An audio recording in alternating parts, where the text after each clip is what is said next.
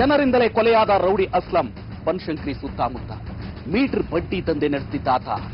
ತಿಂಗಳಿಗೆ 4 ಲಕ್ಷ ಬಡ್ಡಿ ವಸೂಲಿ ಮಾಡ್ತಿದ್ದ ಅಸ್ಲಂನನ್ನ ಅವತ್ತೊಂದಿನ ಏರಿಯಾದಿಂದಲೇ ಅಫ್ಜಲ್ ಖಾಲಿ ಮಾಡ್ತಿದ್ದ. ಆ ಒಂದೇ ಒಂದು ರೀಸನ್ಗೋಸ್ಕರ ಅಫ್ಜಲ್ ಮೇಲೆ ಕತ್ತಿ ಮಸಿದಿದ್ದ ಅಸ್ಲಂ ಅದೇ ಏರಿಯಾದಲ್ಲಿ ಕೊಲೆಯಾಗಿ ಹೋದ.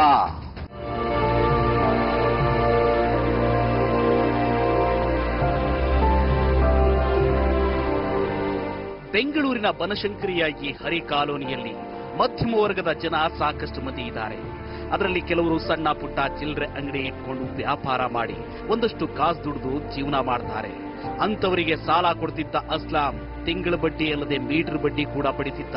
ಕೋಟಿಗಟ್ಟಲೆ ಸಾಲ ಕೊಡ್ತಿದ್ದ ಅಸ್ಲಾಂಗೆ ತಿಂಗಳಿಗೆ 4 ಲಕ್ಷ ಬಡ್ಡಿ ಹಣ ಬರ್ತಿತ್ತು ಕಣ್ರಿ. ಆ ಬಡ್ಡಿ ಹಣಕ್ಕೆ ಅವತ್ತು ಕುತ್ತು ಬಂದಿತ್ತು. ಅದಕ್ಕೆ ಕಾರಣ ಮತ್ಯಾರೂ ಅಲ್ಲ, ಇದೇ ಅಫ್ಜಲ್.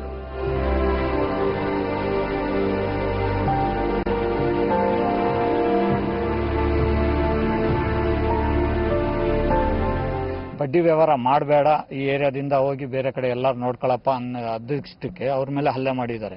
ಅದಕ್ಕೆ ನಾವೆಲ್ಲ ಏರಿಯಾದವರೆಲ್ಲ ಸೇರಿ ಇನ್ನೊಂದು ಬಂದು ಅವ್ರ ಮಸೀದಿ ಬಂದು ಮೆಂಬರು ಅಫ್ಜಲ್ ಖಾನ್ ಅವರು ಪ್ರೆಸಿಡೆಂಟು, ಏನೇ ಸಣ್ಣ ಪುಟ್ಟ ಏನೇ ಮನೆಗಳಲ್ಲಿ ವ್ಯವಹಾರ ನಡೆದಿರೋ ಕೋರ್ಟ್ ಗಂಟೆ ಹೋಗಲ್ಲ, ಇಲ್ಲೇ ತೀರ್ಮಾನ ಆಗ್ತಾ ಇತ್ತು.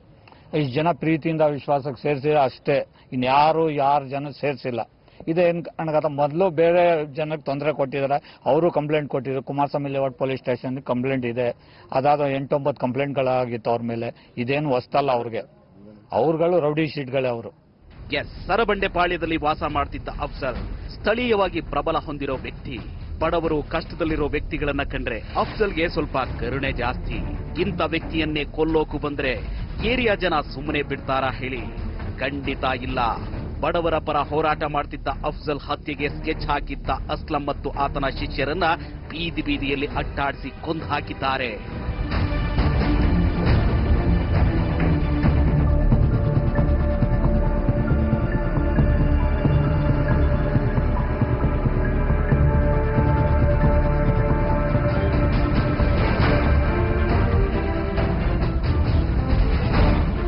ಅಷ್ಟಕ್ಕೂ ಕೊಲೆಯಾದ ಅಸ್ಲಂ ಮತ್ತು ಅಫ್ಜಲ್ ನಡುವೆ ವೈಷಮ್ಯ ಮೂಡೋದಕ್ಕೆ ಕಾರಣ ಇತ್ತು. ಅದು ಅಸ್ಲಂ ನಡೆಸುತ್ತಿದ್ದ ಬಡ್ಡಿ ವ್ಯವಹಾರ.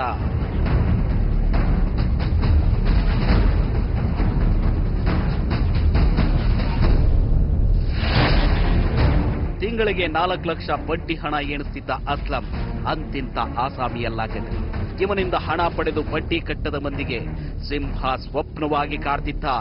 ಬಡ್ಡಿ ಹಣಕ್ಕೋಸ್ಕರ ಏನು ಬೇಕಾದರೂ ಮಾಡೋ ಈ ಅಸ್ಲಾಂ ಅವತ್ತೊಂದು ದಿನ ಬಡ್ಡಿ ಕೊಡದ ಏರಿಯಾ ಹುಡುಗರಿಗೆ ಆವಾಜ್ ಹಾಕಿದ್ದ.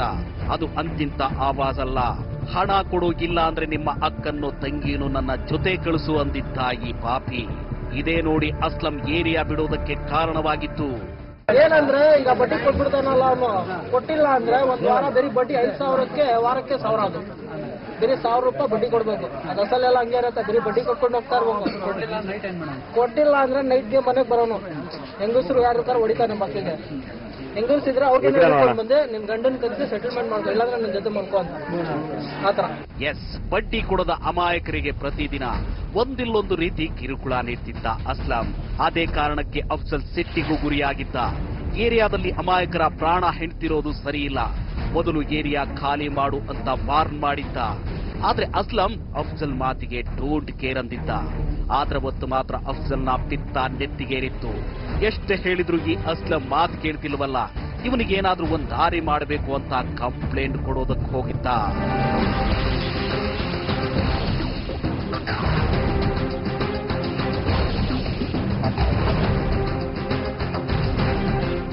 ಯಾವಾಗ ಪೊಲೀಸ್ ಸ್ಟೇಷನ್ಗೆ ಅಫ್ಜಲ್ ಹೋಗೋದು ಅಸ್ಲಂಗೆ ಗೊತ್ತಾಯ್ತು, ಆಗಲೇ ಇದ್ಯಾಕೋ ಸರಿ ಬರಲ್ಲ ಅಂತ ಏರಿಯಾನೇ ಖಾಲಿ ಮಾಡಿ ಸಿದ್ದಾಪುರಕ್ಕೆ ಬಂದು ನೆಲೆಸಿದ್ದ.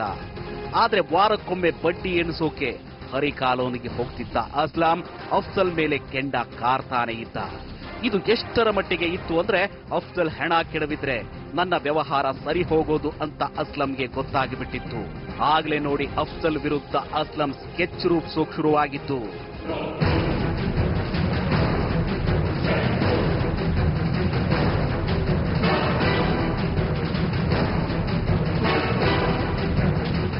ತನ್ನ ವ್ಯವಹಾರಕ್ಕೆ ಅಡ್ಡಿ ಬಂದವರಿಗೆ ಸರಿಯಾದ ಬುದ್ಧಿ ಕಲಿಸಬೇಕು ಅಂದುಕೊಂಡ ಅಸ್ಲಾಂ ನಿನ್ನೆ ಸಂಜೆ ತನ್ನ ಪಟಾಲಂ ಜೊತೆ ಈ ಹರಿ ಕಾಲೋನಿಗೆ ಬಂದಿದ್ದ.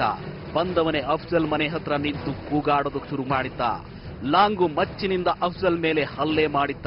ಅಸ್ಲಂ ಮತ್ತು ಆತನ ಸಹಚರರು ಅಫ್ಜಲ್ನನ್ನ ಸುತ್ತುವರೆದು ಬಿಟ್ಟಿದ್ರು. ಆದ್ರೆ ಅಸ್ಲಂನ ಗ್ರಹಚಾರ ನೆಟ್ಟಿಗಿರ್ಲಿಲ್ಲ.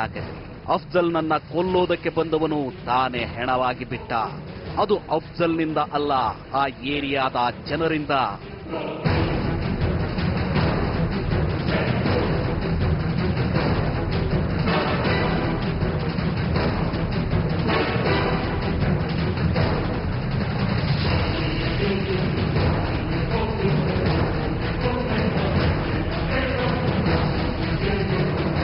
ಎಸ್, ಏರಿಯಾದ ಜನ ಅಸ್ಲಂ ಮತ್ತು ಆತನ ಸಹಚರರಿಗೆ ಹಿಗ್ಗಾಮುಗ್ಗಾ ತಡಿಸಿದ್ರು.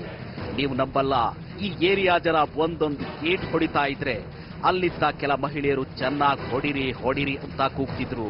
ಅದರಲ್ಲೇ ಅರ್ಥವಾಗುತ್ತೆ ಏರಿಯಾ ಜನರಿಗೆ ಈ ಅಸ್ಲಾಂ ಅದೆಷ್ಟು ಕಿರುಕುಳ ಕೊಟ್ಟಿದ್ದ ಅನ್ನೋದು.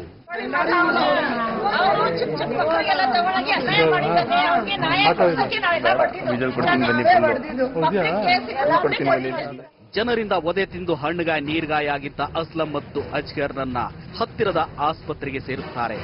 ಆದರೆ ಚಿಕಿತ್ಸೆ ಫಲಕಾರಿಯಾಗದೆ ಇಬ್ಬರು ಆಸ್ಪತ್ರೆಯಲ್ಲಿ ಸಾವನ್ನಪ್ಪಿದ್ದಾರೆ.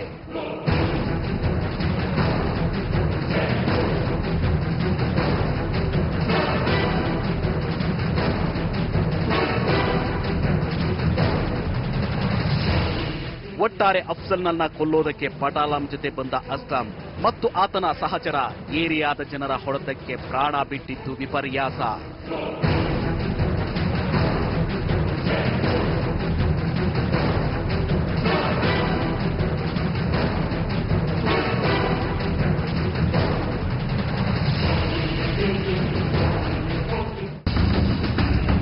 ರೌಡಿ ಅಸ್ಲಾಂ ಹತ್ಯೆ ಬಳಿಕ ಅವನು ಸುತ್ತ ನೂರಾರು ಕಥೆಗಳು ಹುಟ್ಟುಕೊಂಡಿವೆ. ಆತ 2012ರಲ್ಲಿ ಕೊಲೆಯಾಗಿದ್ದ ಕಾರ್ಪೊರೇಟರ್ ದಿವಾನ್ ಅಲಿಯ ಶಿಷ್ಯ ಅನ್ನೋ ಮಾತುಗಳು ಕೇಳಿ ಬರ್ತಿವೆ. ಆ ಸ್ಟೋರಿ ಏನು ಅನ್ನೋದನ್ನ ನೋಡೋಣ ಒಂದು ಸಣ್ಣ ಬ್ರೇಕ್ ನಂತರ.